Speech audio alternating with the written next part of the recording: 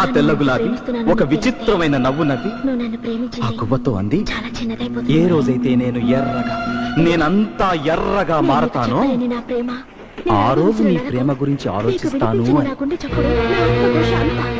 ఆ క్షణమే ఆ గువ్వ అక్కడే ఉన్న ఒక తుమ్మ ముల్లుకి తన గుండెను గుచ్చుకుని నరాలు చీల్చుకుని ఒక్కొక్క రక్తపు బుట్టుని మీద అభిషేకం చేసింది. గువ్వ నెత్తుటి చుక్కల్ని మింగి మింగి ఆ రక్తాన్ని తన రేఖలన్నిటికీ పూసుకుని ఎరుపునే వెక్కిరించేంత ఎర్రగా మారింది ఆ తెల్ల గులాబీ. రంగును చూసి మురిసిపోయింది, ఆనందపడిపోయింది, గువ్వ వైపు చూసింది. కానీ అప్పటికి ఆ గువ్వ గుండాగిపోయింది. ఆ గువ్వ ప్రాణాలతో లేదు. దాని ఆయువు పంచి ప్రాణాలు కాళ్ళు కలిసిపోయి